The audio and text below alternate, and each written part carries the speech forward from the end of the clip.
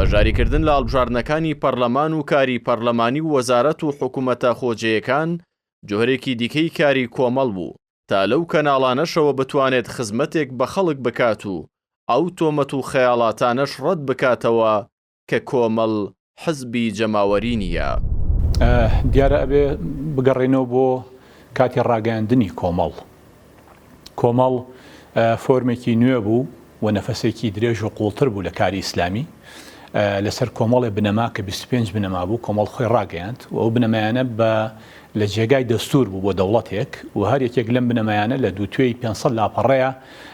شرۆڤە و ڕاوەی بۆ کرا کە لە ئەنجومەنی سەرکردایەتی ئەو کات پەسەند کرا. بۆیە کۆمەڵ لە فۆرمە نوێەکەیە لە کاری زیاتر گرنگیدان بە کاری مەدەنیان لەگەڵ بوونی پاشخانێکی گەورەی سیاسی و ڕێکخراوەیی و سەربازی پێشمەرگایەتی و خەباتی شاخ کە هەیبوو لە فۆرمێکی نیا دەستی کرد بە کارکردن کردەوە. بۆیە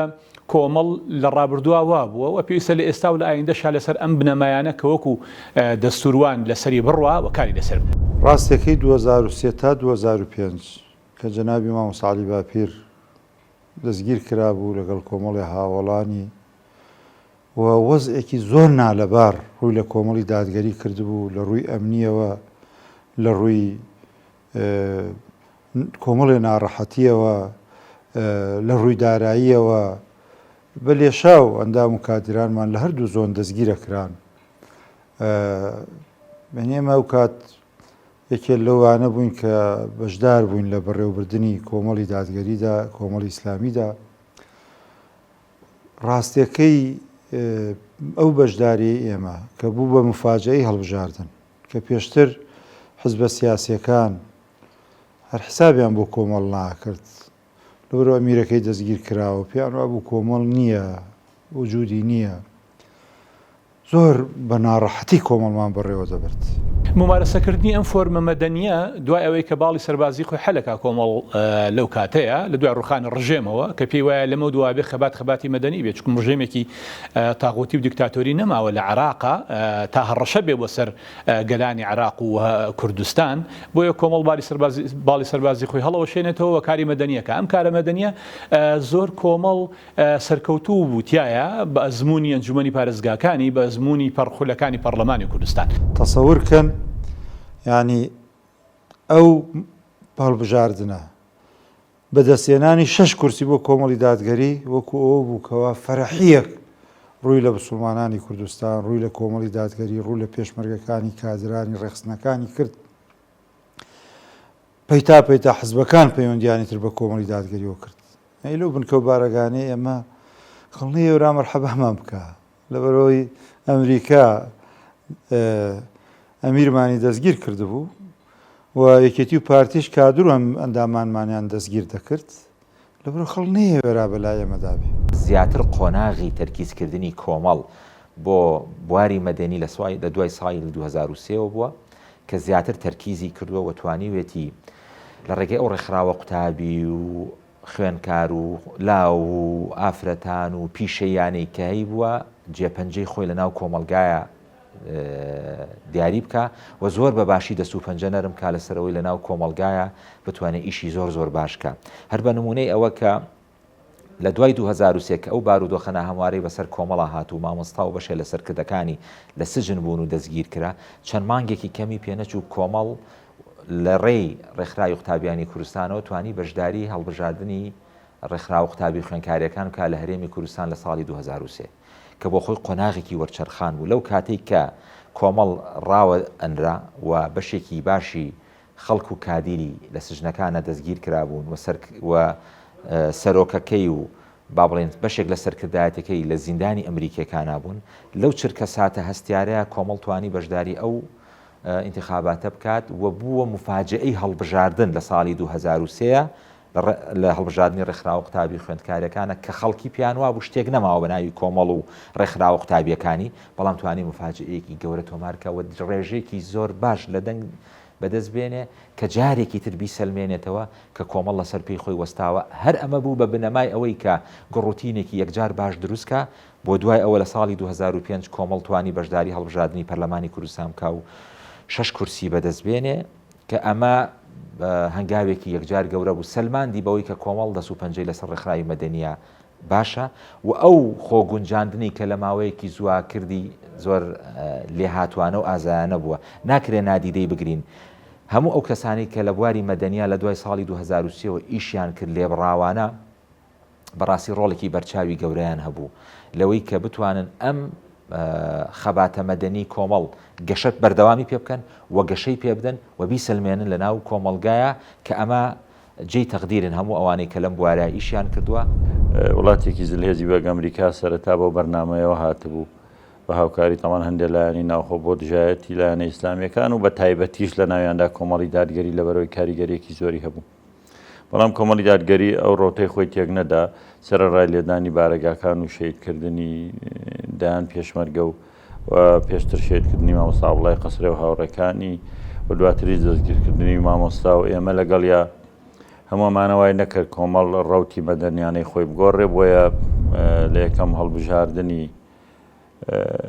ئەنجومەنی نوێنەرانی عێراقا بەشداری کرد و کۆمەڵ بە سەرکەوتوی توانی کورسی بێنێ وەلەو کاتەشەوە تا ئێستا بەردەوام نوێنەری هەبوو لە ئەنجومەنی نوێنەرانی عێراقا و لە یەکەم هەڵبژاردننی هەرێمی کوردستانیش لە دوای ڕوخانی ڕژەم بە هەمان شێوە کۆمەڵ بەشداری کرد توانی لە 6 دەنگەکان بەدەست بێنێت کە بۆ کۆمەڵی دادگەری لەو بارودۆخە سەختەی کە بە هەموو شێوازێک دژایەت یەکرا زۆر بوو. هەر ئەمە شوای کرد کە هەم ئەمریکیەکان و هەم حیزبەکانی ناوخۆ جارێکتر بە خۆداچوونەوە بکەن بەوەی چۆن مامەڵە لەگەڵ کۆمەڵی دادگەری بکەن. هەر لە خەباتی مەدەنی کۆمەڵ بگشتی باشترین بەڵگە ئەوەیە کە کۆمەڵ لە دوای ئەوەی کە بارەگاکانی موشکباران کرا و جەنابی مامۆستا عەلی باپیر و بەشێ لە سەرکردەکان و هاوڕێیانیان دەستگیر کران زیاتر لە 600 کادری باڵای ئەم حیزبە دەستگیر کران و فشارێکی یەکجار گەورەی نێوخۆیی و دەرەکی لەسەر کۆمەڵ بوو و کۆمەڵ شەڕی مان و نەمانی ئەکرد لەو چرکە ساتە پر هەستیارەیە کۆمەڵ توانی شتێکی زۆر خەباتێکی مەدەنی زۆر گەورە لە هەرێمی کوردستانە تۆمارکە کە جێی ئیعجابی هێزە نێودەوڵەتیەکان حیزبە ناوخۆیەکان خەڵکی ڕۆشنبیر و نووسەران بوو لە هەرێمی کوردستان و جەماوەری کوردستان بوو ئەویش توانی دوو خۆپیشاندانی جەماوەری گەورە لە هەرێمی کوردستانە ئەنجام بدا یەکێکیان لە سلێمانی و یەکێکیان لە شاری هەولێر کە لێەوە پەیامێکی یەکجار گەورەی گەیان کە توانی دەیان هەزار کەس بێنێتە سەر شەقامەکانی سلێمانی و هەولێر کە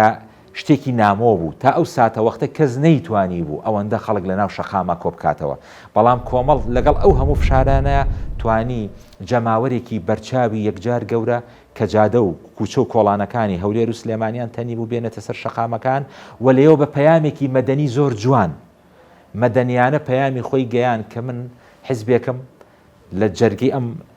کوردستانەوە لەدایک بووم و کوڕی ئەم وڵات و میلەتەی خۆمم و من زوڵمم لێکراوە و ستەمم بەرامبەر کراوە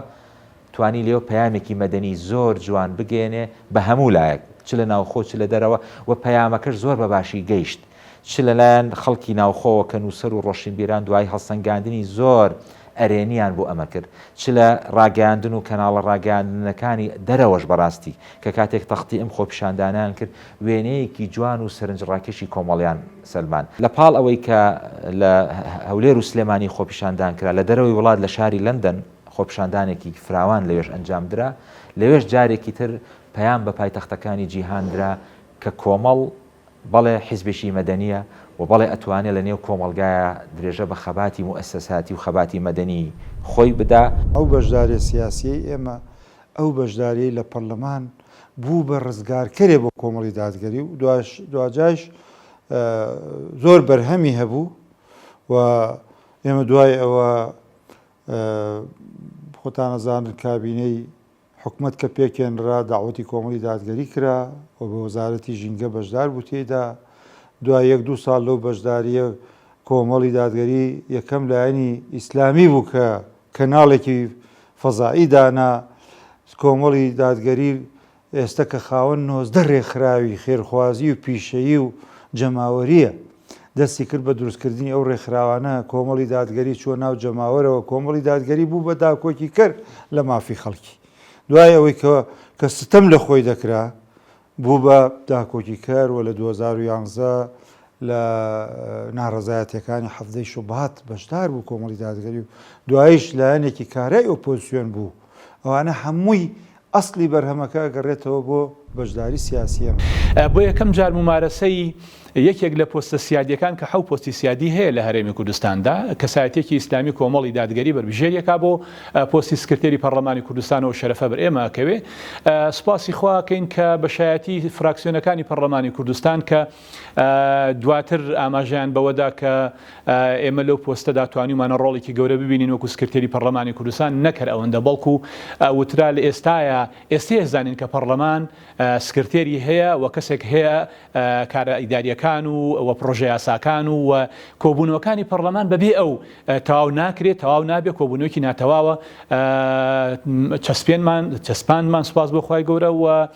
توانیمان کاری گەورەی تیا بکەین ئێمە لەوێ وەکو نوێنەری کۆمەڵ بەڕاستی مامەڵەمان نەکرد جگە لەوەی کە شانازی بوو بۆمان بەڵکو وەکو پۆستێکی گەورە کە خزمەت بە هەرێمی کوردستانەکە وەکو باڵاترین دەسەڵاتی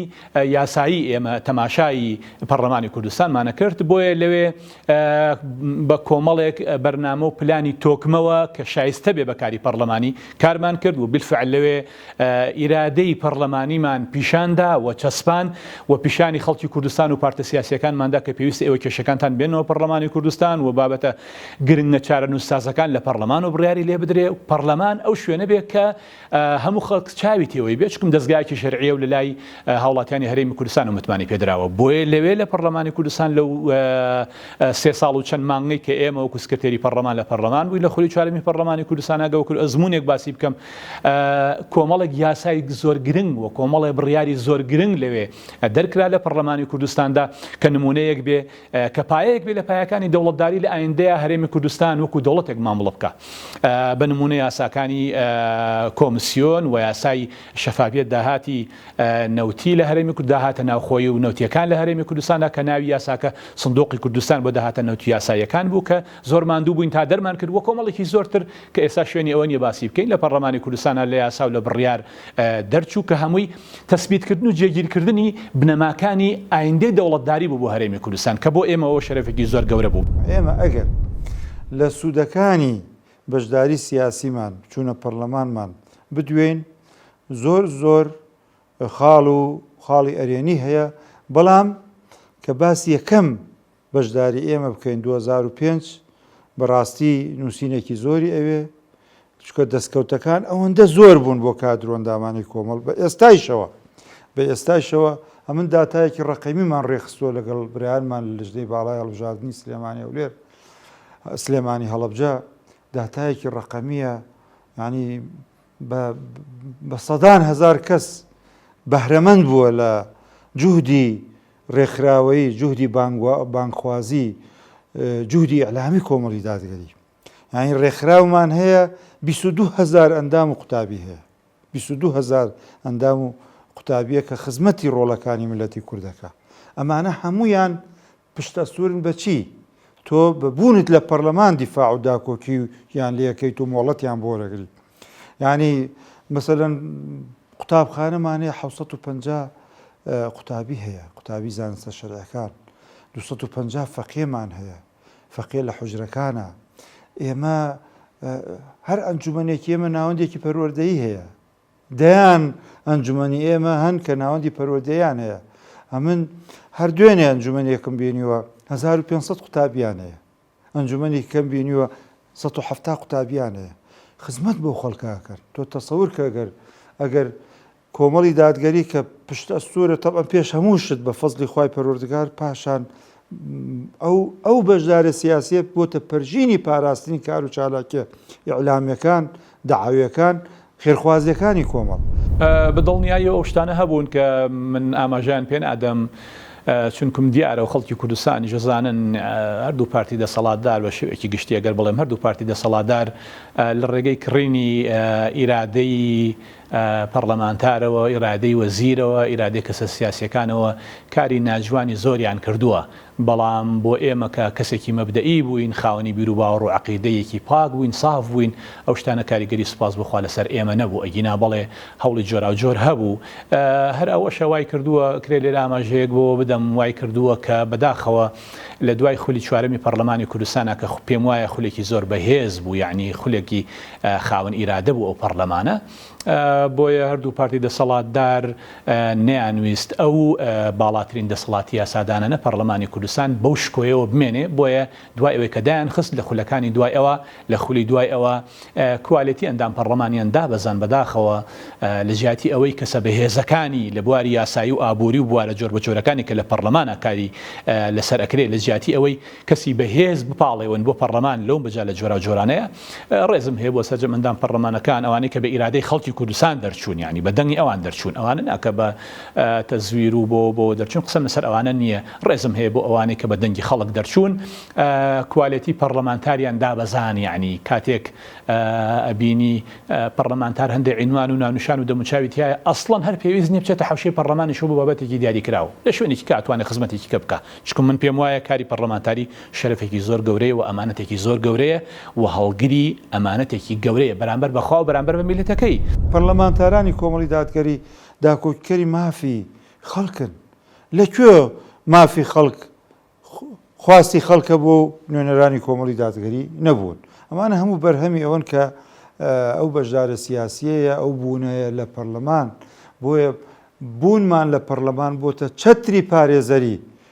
کاری داعاویمان کاری ڕێکخراویمان کاری ڕێخستنمان کاری ئەعلامیمان هەوانە هەموو بەو بوونەت لە پەرلەمانە ئەمڕۆ لەم هەرێمەیە پارێزراوە دیارە کۆمەڵی ئیسلامی ئەو کات بەرنامەی خزمەتکردنی هەبوو بە کۆمەڵگاکەی و خزمەتکردن بە گەل و نیشتیمان و هاونیشتیمانیانی ئەو قۆناغی کە کۆمەڵ بڕیاری دابەشدار بێت لە خەباتی مەدەنیە و بە تایبەت لە هەڵبژاردنەکانی ئەنجومەنی پارێزگا و پەرلەمانی کوردستاندا ئەوەیە با بڵێن یەکەم هەڵبژاردن بوو کە ئەنجومەنی پارێزگەکان هەر لە سنووری هەموو عێراقا هەڵبژێردران و کۆمەڵیش ئەو کاتە با بڵێن بەشداری کرد و ئێمە سێ نوێنەر بووین لە ئەنجومەنی پارێزگای سلێمانی فراکسیۆنی کۆمەڵ لە ئەنجومەنی پارێزگای سلێمانی بەندەیەکێک بووم لەوان ئامانجمان هەر سەرەتا کە بەرنامە و ئامانجماندانا ئامانجمان خزمەتکردن بوو بە کۆمەڵگا بە بێ جیاوازی ئەو جیاوازی جیاکردنەوەی کە لە کۆمەڵگەی ئێمە هەبوو بە پێی ئینتیمای سیاسی خەڵقی خزمەت دەکرا و جواب بێدرا و خەڵقی خزمەت نائەکرا ئەوەی لە دەسەڵاتا بوو ئیشی ڕۆی ئێمە ئەمانویست ئەو حاڵەتە تێپەڕێنن ئێمە وەکو کۆمەڵی دادگەری کۆمەڵی پرەنسیپمان هەیە بۆ کار پێکردن و کار لەسەکردن لە ئۆپۆزیسیۆن بین ئێمە هەر کار بۆم پرەنسیپانە دەکەین و لە دەسەڵات بەشداری بکەین لە قۆناغەکانی ڕابردوو کابینەکانی ڕابردووکە بەشداری کابینێ حکومەت هەرێمی کوردستانمان کردو بە تایبەتی کابینی هەشتم ئێمە ئەو پرەنسیپ و بەڕاستی ئەو بنەمایانە کاری پێ دەکەین و پرەنسیپەکانمان دەپارێزین بۆ نمونە ئێمە کاتێک بەشدارین لە حکومەت لە دەسەڵات بڕیارمان وایە کە پرەنسیپمان وایە بە یەک ساعت تەماشا هەموو لایەک دەکەین و دادگەر دەبین دەگەڵ ینی هەموو لایەک ئەندامێکی ئێمە بێ نارێکی ئێمە بێ مسلمان بێ غیری مسلمان بێ و لە قۆناغی ڕابردوو بەڕاستی ئێمەمان پەیڕەو کردووە ئەنجومەنی پارێزگاکان هەنگاوێک بوو بە بەشداری سیاسی بۆی حکومەت لە نزیک بێ لە هاونیشتیمانیان و بتوانێت خزمەتیان کار لە نزیکەوە ئەو هەنگاوە بۆ ئەوە بوو با بڵێن جۆرێک لە مشارەکە بوو مشارەکەکردنی هاوڵاتی بوو لە خزمەتکردن و لە بەڕێوەبردننی شارەکەیدا بە تایبەتی لە سنووری پارێزگەکاندا ئەنجومەنی پارێزگەکان بە پێی و یاسایی پێ هەڵبژاراون دەسەڵاتێکی زۆریان بوو بۆ ئێمە بەو ئامانجە چوینە ناو ئەو ئەنجومەنەوانە کە بتوانین لە ڕێ ئەو ئەنجومەنەوانێ هەم بەشدار بین لە دانانی پلان و بەرنامەی پارێزگاکەیە هەم لە خزمەتکردنی چین و توێژەکانە هەم لەوەکو دەستگایەکی ڕقاوی و ئەنجومەنی پارێزگا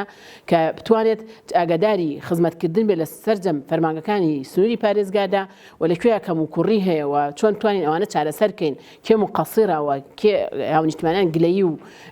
با بڵێن گلەیی و گرفتیان چییە لەگەڵ با بڵێن لەگەڵ حکومەت و دەسەڵاتە بۆیە ئێمە لە قۆناغی یەکەمە بەشێک بوو لە بەشداری پێکردنی هاوڵاتی ئەنجومەنی پارێزگا بوو بە نوێنەریان فراکسیۆنی کۆمەڵ لەو قۆناغەدا ئەوەی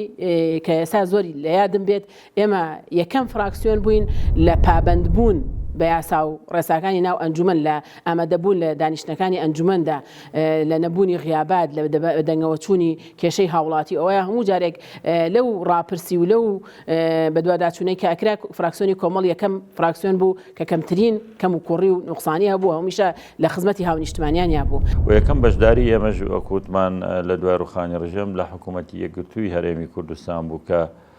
بڕیار درا و ئیدارەی نەمێنەوێتێتی و پارتی ئاشتەواییان کرد یەک حکوومەتی یەکگرتوو دروست بوو لە هەولێر لە ساڵی 2006 کۆمەڵی دادگەری بەشدار بوو لە پێناوی سەپاندنی ئاشتی و تەبایی و لە پێناوی ئەوەی کە بێمە ببینە هەوێنی ئەو برایەتی و تەباییان نەک بڵێن هۆکارێکن بۆ ئەوەی کە دش بە یەکگرتنەوەی ئەو دوو ئیدارێن بەڵکو ئێمە ینی ڕۆڵمان هەبوو لەوەی کە ئەو شەڕە ناو خۆی خوێناویە کە زەرەدوجانێکی زۆر گەورەی لە خەڵکی کوردستاندا کۆتایی پێبێ. ئێمە لە چەند لیژنەیە کا بەشدار بووین و کاتە مەسەن لە لیژنەکان کۆمەڵی لیژنەی زۆری خەدەمی و ئەوە دروستکرا بوو لە سنووری بابڵێن ئەنجومەنی پارێزگا لە ئەنجومەنی پارێزگایە کە لەو لیژنانە مەسەن لیژنەی بابڵێم ئابووریمان هەبوو لیژنەی هاتوچۆ هەبوو لیژنەی ئافرەتان و ئەوە هەبوو خزمەتکردن بە توێژی ئافرەتان هەبوو کە بەندە ئەندام بووم تایە لیژنەی ئاینی هەبوو بۆ کاروباری بابڵێن کاروباری ئاینیەکان لە مزگەوتەکان و ئەو بابەتانەی کە کۆمەڵی لیژنەیەکی زۆر بوون تقریبا 18 لیژنەمان هەبوو لیژنەیەک هەبوو بەعام بۆ پلان استراتیجی شاری سلێمانی لەو لیژنەشە من ئەندام بووم لە سەرجەم سێکتەرەکانی یا فراکسیۆنی کۆمەڵ بەشدار بوون مشارەکەی ئێمە هەدەفمان لەو بوو بۆ خزمەت چوو بووینە ناو ئەنجومەنەوە و هەدەفمانەوە بوو مشارەکەی سیاسیمان وەکو پێویست بێ و بتوانین لەگەڵ خەڵقی خۆمانە لەگەڵ هاونیشتمانیانی خۆمانە خزمەتکار بین بۆیان و هەنگاومان بۆ ئەو بوو باشترین خزمەت پێشکەش بە هاونیشتمانیان بکرێت. خولوی دووەمی پەرلەمانی کوردستان کە لە ساڵی 2005 تا 2009 خایاندی لە قۆناغێکی زۆر گرنگ و مێژووی و هەستیار بوو لەم قۆناغا ئیسلامیەکان بەگشتی و کۆمەڵ بە شێوەیەکی تایبەتی یەکەم ئەزمموی پەرلەمانی خۆی نواند و پێشکەش کرد کاتێکە کۆمەڵ لە باردۆخێکی سیاسی زۆر سەختدا باردۆخێکی سیاسی زۆر سەخت بۆ کۆمەڵی ئیسلامی لەو کاتی لەبەرەوەی بەشەشی زۆر لە سەرکردایەتیەکانی کۆمەڵ لە زیندانەکان بوون و بەشێک لە کادرە پێشکەوتەکانی لە زیندانەکانی یەشەتی و پارتی بوون و جەماوەری کۆمەڵ و کادیرەکانی کۆمەڵ لە ژێر گوشارێکی ئەمنی و سیاسی زۆر خراپدا بوون بەڵام کۆمەڵ لەو کات چێبرشێشی زۆر جوانی کرد تەحەدایەکی سیاسی زۆر بەقوەتی کرد و توانی ببیتە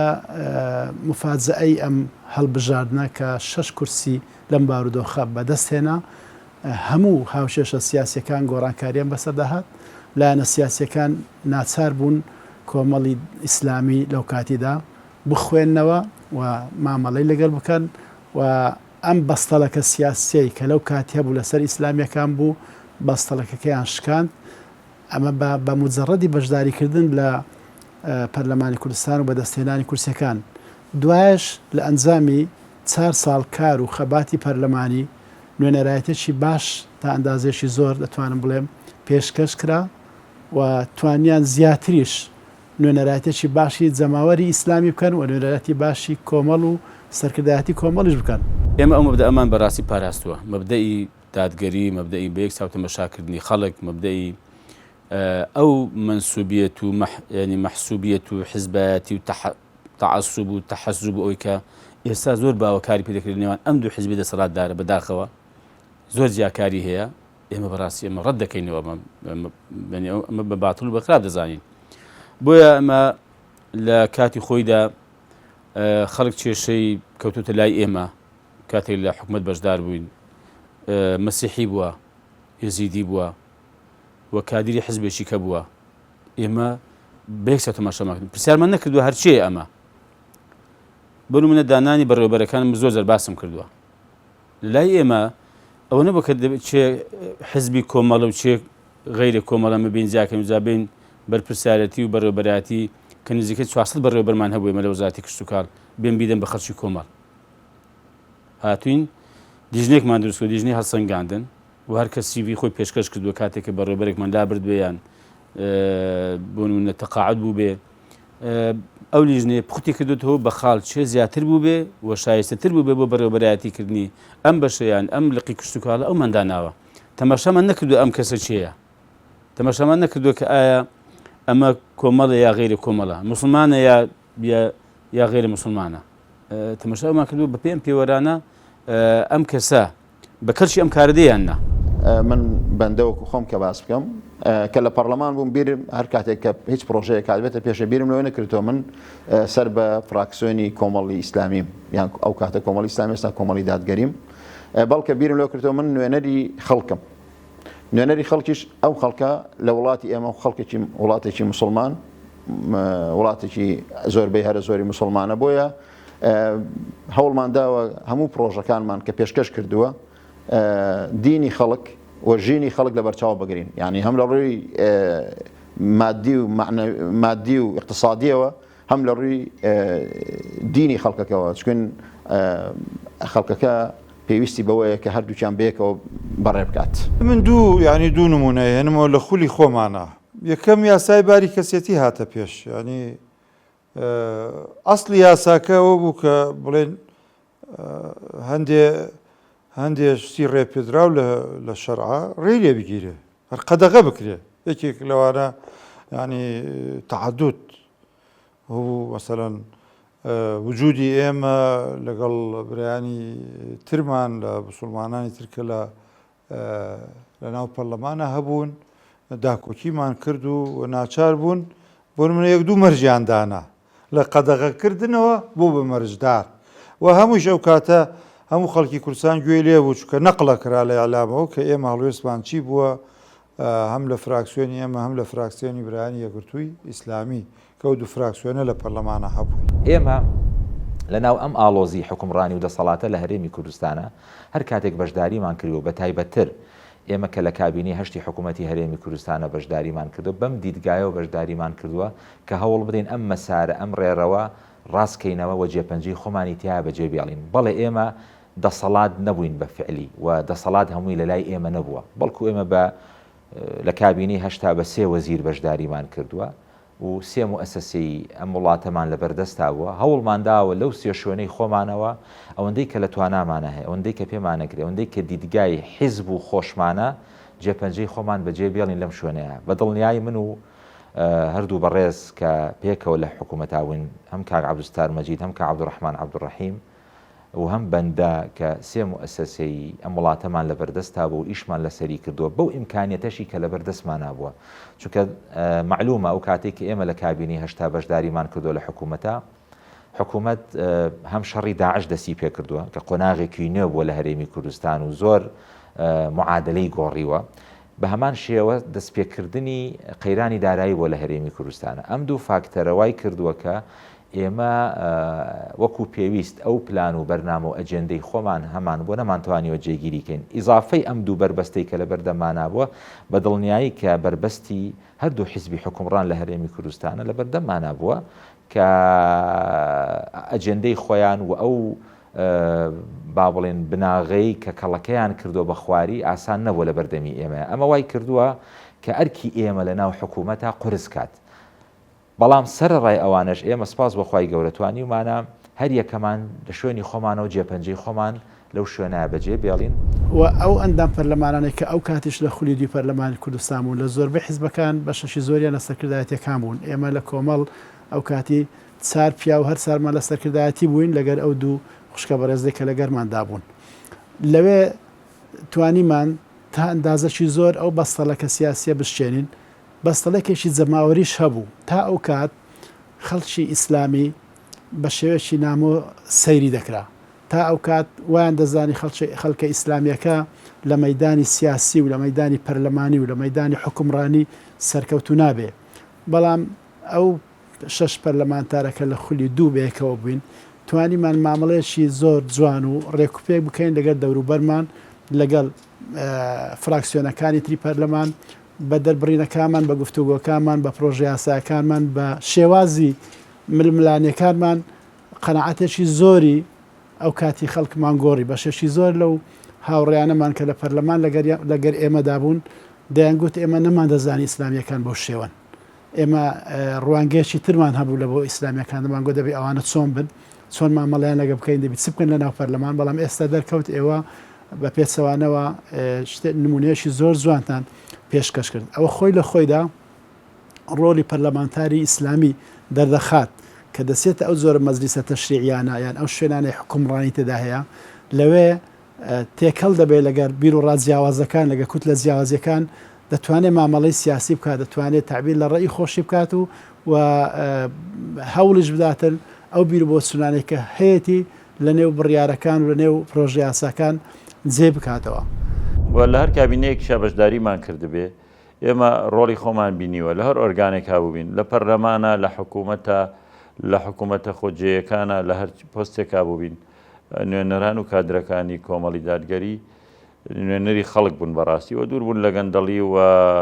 لە نادادپەروەری و ئەوەی پێیان کرابێ خزمەتیان کردووە و بەردەوامیش تەڵان ڕخنان لە حکوومەت گرتووە با لە ناحکوومەتیش هابوون بێدەنگ نەبووین لەوەی کە کارێک کرابێ لە دژی بەرژەوەندی خەڵک بێ ئێمە ڕێی خۆمان هەبوو بۆ چوونی خۆمان هەبوو بۆیە زۆر جار پیان وتونیەوە لە حکوومەتیش و لە ئۆپۆزیسیۆنیشان ئەوە وای نەکردو ئێمە کە پۆستێکی حکومیمان وەرگرتووە نەتوانین گەندەڵەکانی حکوومەت باس بکەین یان لە بەرژەوەندی خەڵق قسە نەکەین یان بێدەنگ بین کەەوە لە سیمای ئێمە نەبووە بەڕاستی یعنی بەگشتی نوێنەرەکانی ئێمە لە کارەکانیانە سەرکەوتوو بوون و توانیویانە ڕۆڵی خۆیان ببینن واگەرزانی بێشمان ناتوانین خزمەت بکەین و پێمان وە بە حکوومەت درێژە پێدەری دەسەڵاتی پێشووە لە گەندەڵی و لە خواردنی مافی خەڵکو و لە بەتاڵانبردنی سەرەت و سامانی ئەم وڵاتە کۆمەڵی دادگەری بڕیاری کشانەوەی دا و بێسێ و دوو کشاوینەوە لە حکوومەت کە ئەومان بە بەرژەوەندی خەڵک زانیوە هەرچەندە خۆمان وەکو حیزب زەرەتمان لێ کردووە زۆر جار بودجەیەکی خۆمانە بۆ بودجەکەشیان بڕیوە بەڵام ئێمە پەشیمان نەبووین لەوە فشاریان خستووینە سەر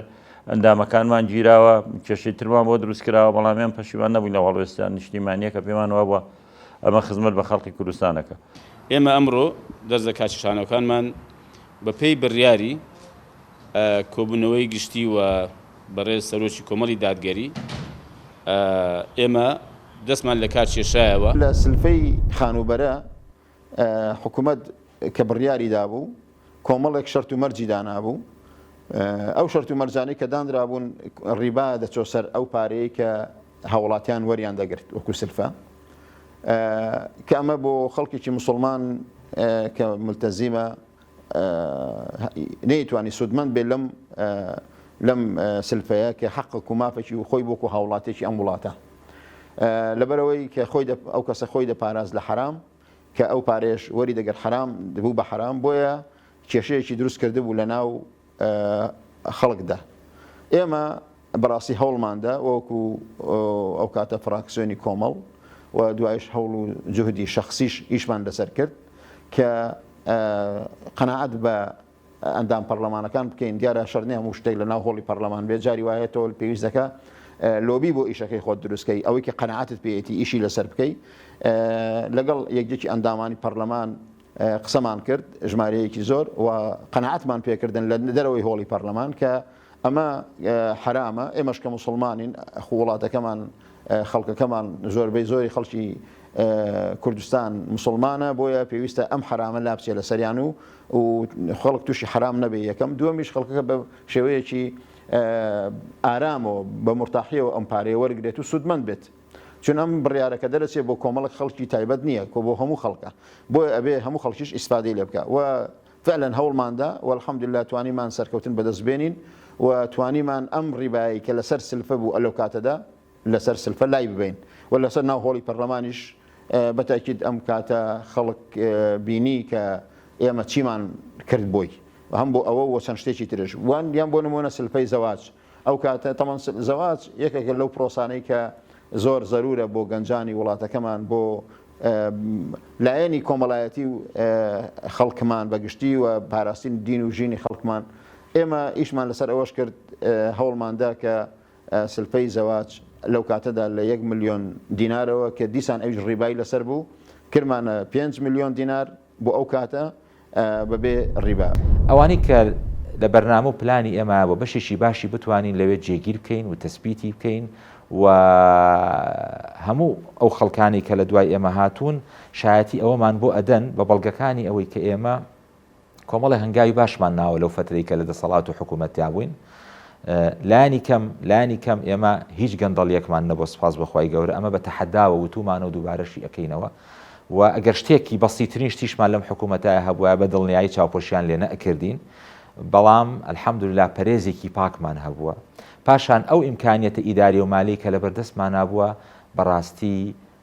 دادگەرانە و بە ئینسافانە و بە عقلێکی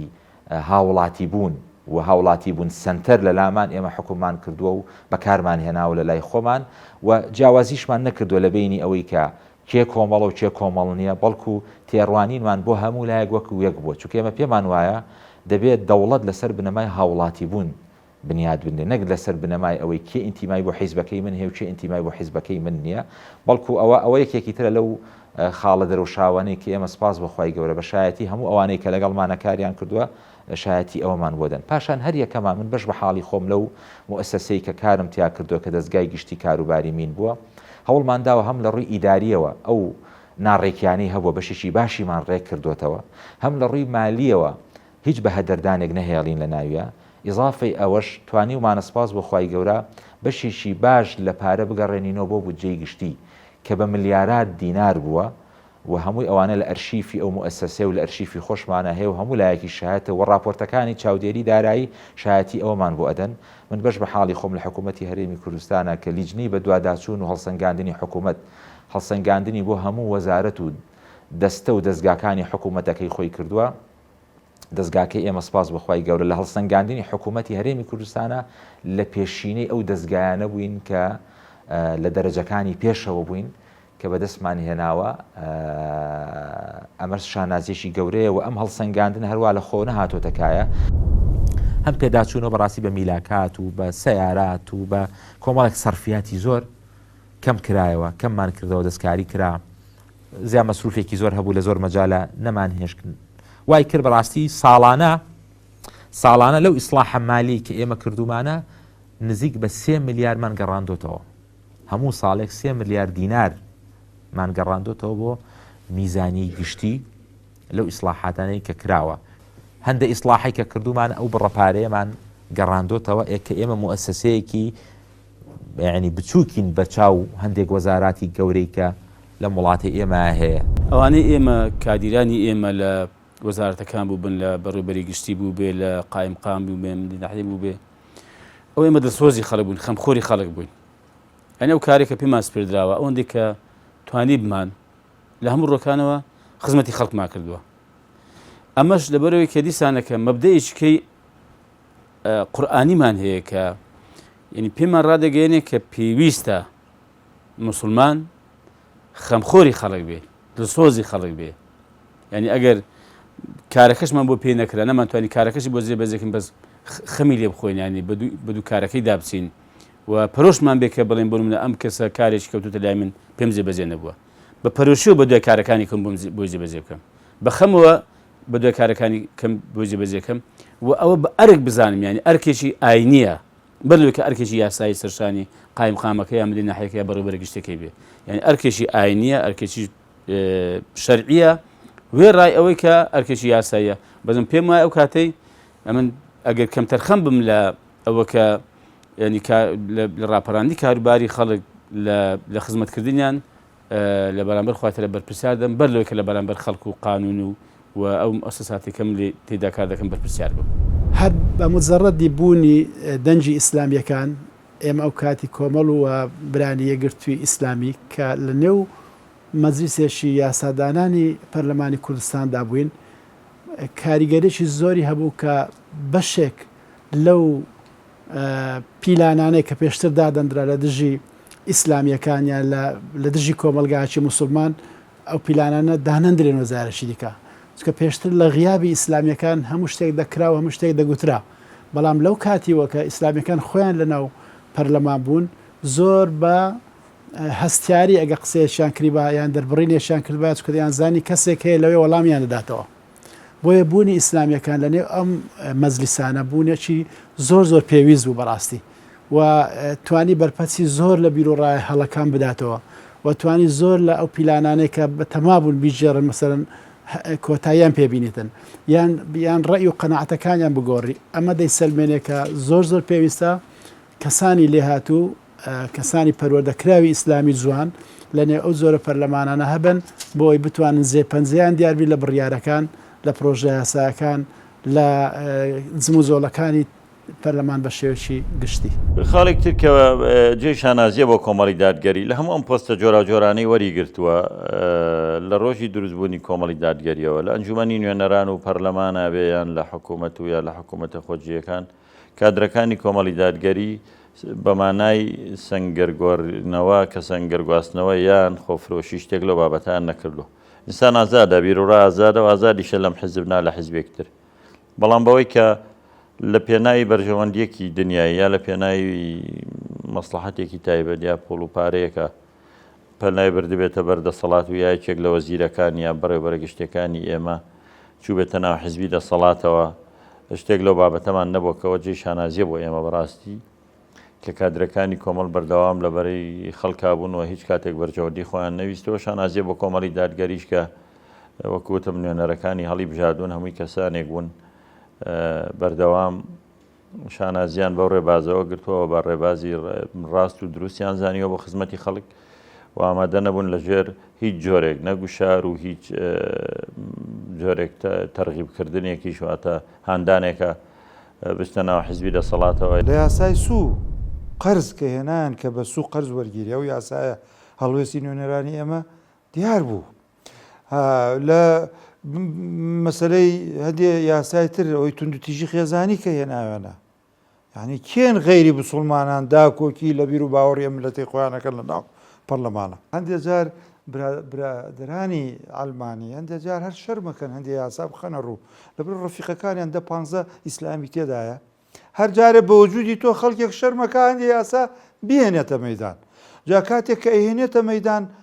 بە وجود و قسەی تۆ و گفتوگۆی تۆ جارێ پێشتر لە لژنەکان دوایی لە کۆبنەوەکان کە نەقڵەکرێ بۆ ڕایگشتی ئەو قسانەی تۆی ڕایگشتیش دروستەکە و زەخت دروستەکەگەدا جێندەر تێپەڕێنرا زۆر یاسا تێپەڕێڕا لەبەرەوە هەر یاسایەک دەستور ڕەشنووسی دەستور لە کاتی ئێمە نووسرا بە زەخت و فشاری ئێمە و یەگرتو ئیسلامی مادەی 6 جێبەجێکرا پشت بەس بە یاسای بە دەستوری عێراقی مادەی 2 دەستوری عێراقی کە باسی ئیسلامەکە وەکو سەرچاوەیەکی تەشریع لە دەستورە بەڵێ ئیزافەی تری بۆ کا و بنەماکانی دیموکراسیوانە بەڵام ئەوە بە جوودی مسلمانان بە جوودی نوێنەرانی ئەو دوولایەنە ئیسلامیە لەوێ چەسپاوە لەبەر ئێمەگەر باسی یعنی ئیتر تۆ وەرە سەر یاساکانی تر کە هەندێک جار هەندێ برگە و مادەی کە مەسی شەریعەتەکە مەسی بیر و باوەڕی مسلمانانەکە هەڵوێستی مسلمانان لەوێ جێی نرخاندنە لە هەموو خولەکانە حەقەتەن یعنی ئەمە وەکو ئینسافێکیش هەن کەمیش بن هەن لە ناو فراکسیۆنەکانی ترە زۆر جار بۆ ئەو بابەتانە هاوکاری لایەنە ئیسلامیەکان بوون و پشتیوانی پەرلەمانتاری ئیسلامیەکان بوون و ئەوانش دەنگیان خستۆتە دەنگ دەبەرە بۆی ئەو ئینسافش بە خەرج بدەین دەبێ ئەوش باس بکەین ئیزافەی ئەوەش کە ئێمە ئەنجاممانداوە هەوڵمانداوە لەو کاساتە وەختەی کە قەیرانی دارایی بۆ بارودۆخی دارایی خراپ بووە بتوانین بەدەر لە ئەرکی حکوومەت کۆمەڵێک سەرچاوی دارایی زۆر باش پیا بکەین بۆ مؤسسەکەی خۆمان بۆ دەستگاکەی خۆمان کە تیا بتوانین خزمەتی خەڵکەین و زۆرترین ڕووبەر کە پاکرابێتەوە من بە تەحەداوە دێڵێم لەو 3 ساڵە بۆ کە ئێمە ئیشمانتیایی کردووە سەر ڕای قەیران و بێپارەیش زۆرترین ڕووبەری پاکراوە بە مین و تەقەمەنی لەو سەردەمەیە بووە ئەمیش بە جوهدی چێ بەو جوهدەی کە کردومانە سەر ڕای ئەوەی کە هاوکارێکی کەمیش ئەگەر لە حکوومەتەوە هەبوو بێ بەڵکو کۆمەڵێک سەرچاوی بیانی باش بێنینەکایەوە ئەویش بە حکمی دروستکردنی کۆمەڵێک پەیوەندی نێودەوڵەتی زۆر گرنگ لەگەڵ UN و لەگەڵ ڕێکخراوە نێودەوڵەتیەکانی بواری مین و تەقەمەنی سەرنجیان ڕاکێشین و بیان بینین و بیان هێنین لە ڕێی کۆمەڵێک پێشنیاری زۆر باش پرۆپۆزەڵی زۆر باش هێناومانەتە هەرێمی کوردستان کە بە ملیۆنان دۆلاریان لەگەڵمانە سرف کردووە بۆ پاکردنەوەی بەشێکی باشی خاچی هەرێمی کوردستان کە داتاکان ئەگەر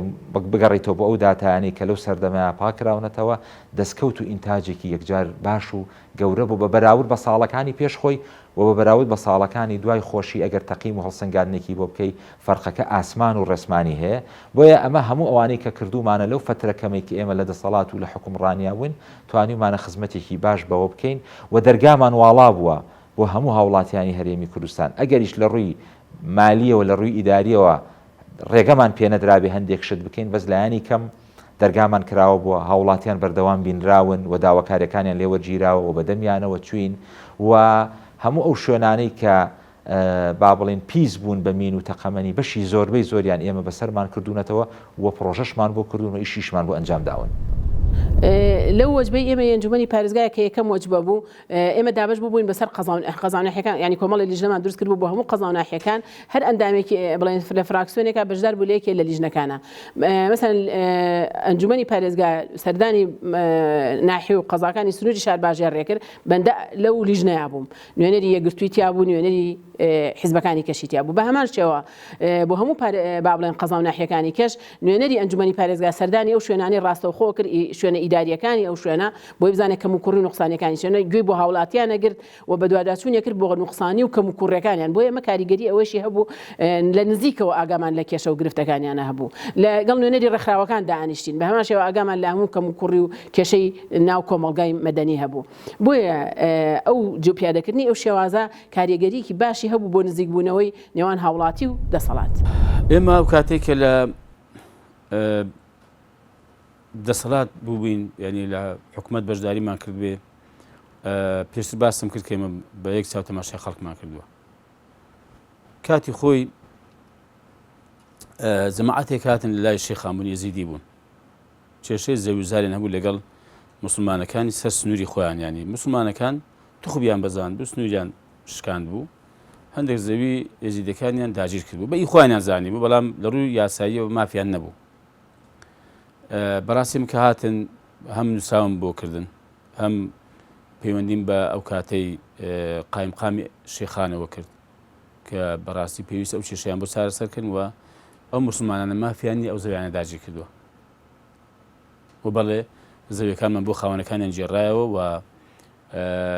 زۆرش پێی دڵخۆش بوون و بەڕاستی مافی خۆیان ئەی باشە پاراستنی سومعە و کەرامەت و مڵک و ماڵی هاوڵاتیان لە ئەستۆی ئێمەدابێ ینی چی ئەگەر کابرا زەوی داگیر بکوێمیش لێ بێدەنگ بم بە ئاسوودەی لەسەر خاچی خۆی دەژێت لە ئاوایی گوندەکەی خۆی دەژێ ببێ کە کەس بتوانین دەستێژی بخاتە سەرتەبان. ئێمە لێرانە لە شاری هەولێر باخێک زۆر گەورە بووی برادێکی مەسیحی بوو کە دووە ناو سروشی شارەوانی دیار بوو بەڕاستی شارەوانی و دەسەڵات لێرانە تەنجیان پێ هەڵچنی بوو کە باخەکەی لێ بستێنەوە بە بیانی ئەوکە کەوتوتە ناو شار کەوتوتە سنووری ماستەر پلان و ناو شارەوانی هەولێر باخەکە ینی بەڕاستی کۆمەڵێک میوەی زۆر تایبەتی تێدا بوو ینی نزیکەی زیاتر لە 50 زۆر ترێ هەبوو نزیکەی زیاتر لە 50 زۆر هەنجیری هەبوو میوەیەکەش زۆر هەبوو بەڕاستی باخێک زۆر گەورە بوو هات بۆ لای من ئەو کاتێن بۆ خۆم هەم کتابم بۆ کرد و هەم ئەو کاتێک چوون بەڕاستی بە وەزیری شارەوانی ئەوە ناتانەوێت سەوزایی بێ خۆم سەوزاییە ئێستا لێ دەستێنەوە کە ڕاستە حەقی خۆتانە کەوتوتە ناو شارەوانی بەڵام لێ دەستێنەوە دەیدەنە بە بەرپرسێک دەیدەن بە مقاولێ دەکاتە بینایەک دیوارەشی تەق و ڕوق و ڕق ینی چی ئیسفادەی دەکەی کاچی خۆم بۆ ئەم کابرای ئیسفادەی دەکات بۆ خۆمان قازانجا بەڕاستی لێ نەگەڕام کە باخەکەی لێ بستێنەوە بیکەن بە شتێکی کە ئەمە بەڕاست زۆر نمونەمان هەیە لەو کاتێک کە ئێمە من مەسەڵەن برادەرەکانمان هاوڕێکانی دیکەمان لە کۆمەڵ زۆر نمونەمان هەیە کە ئێمە ینی چۆن مامەڵەمان کردووەکە خەڵک ینی ئەمەش ئەم شریعەت و بەرنامەی بەڕاستی فەرمانی پێکردوین کە بەڵێ لەگە خەڵک بەم شێوەیە بین ئەگەر ئێمە موسڵمان بین بەڕاستی ئەم کارە بەرپرسیارەتیە و بەرپرسیارەتی بەرامبەر بەخوا بەرپرسیارەتی بەرامبەر بە خەڵک بەرامبەر بە یاسا ئێمە ئەوەندێک کە پێمان کردە بەڕاستی لە کاتی خۆیدا